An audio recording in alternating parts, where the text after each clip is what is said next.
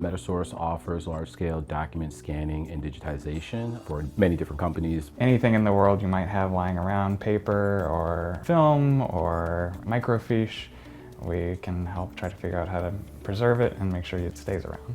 We have a very large magazine archival project with EBSCO, a number of publications that we would be scanning for them. We've used MetaSource in the past and they've been a great partner, but this is the biggest single project we've undertaken with them. We are looking at field and stream, outdoor life, popular science, and popular photography. It's a lot of content. We needed a partner that knew how to handle this kind of content, historical content, and at scale. Typically, we get shipments every day, and we ship them 3 days a week to MetaSource. It's usually about 1 or 2 boxes. For this particular project, we received 12 pallets, which was significant. It was evident that they've been sitting for a long time. Getting the pallets in a condition that they can safely travel and not be damaged is probably the most important thing, because a lot of this material is old. But then it's just scheduling pickup, coordinating with the receiver, and making sure things get there safely and on time. For publishers, we look for partners who are interested in having their back file digitized.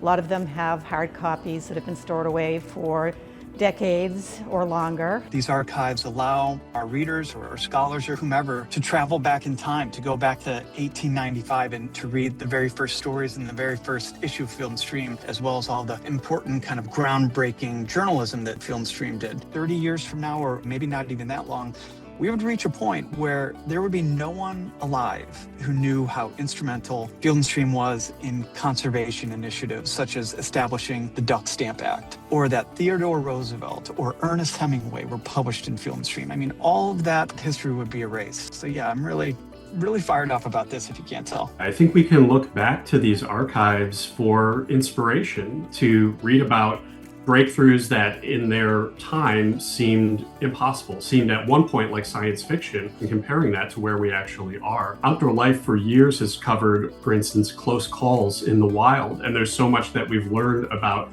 survival, woodcraft, that can be passed down. It's generational knowledge that helps people have safer, more successful adventures in the wild today. Magazine archives are excellent primary source material for research, and they all have different perspectives. We can look at an event in time, like the moon landing, and compare how, say, Life magazine covered it, as opposed to Time, as opposed to some of the more political magazines. We felt comfortable handing over our physical archives for digitization because we knew that that work that goes into maintaining digital archives, making sure that the files remain available in the proper formatting, that they don't become corrupted or lost, is something that we can rely on EBSCO as a partner for.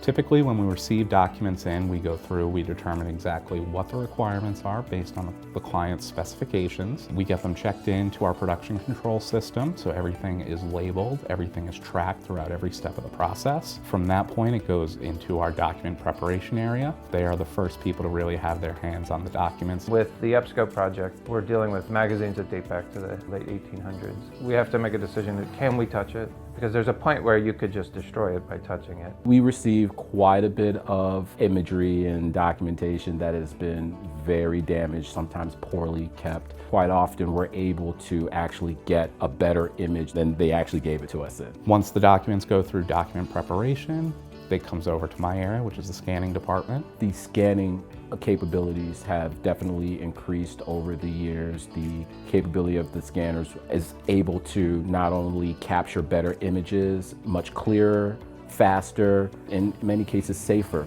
From there, it goes to our quality control team to make sure that anything we might have missed in the preparation or the scanning of the documents has a final step to make sure that everything is as complete as we can get it. When clients hire a vendor that comes in and says everything's fully automated, it's going to flow from start to finish and you're going to get a great product, there will be cleanup. And I think what MetaSource does well is leveraging the technology, but then layering in the human intervention. MetaSource is the people here. I think the biggest thing we have is that everyone here is very engaged. There's going to be someone who is working on it, who cares about it, who's paying attention. That's what I think is the heart of what we do, is we're folks who are caring about what we give back.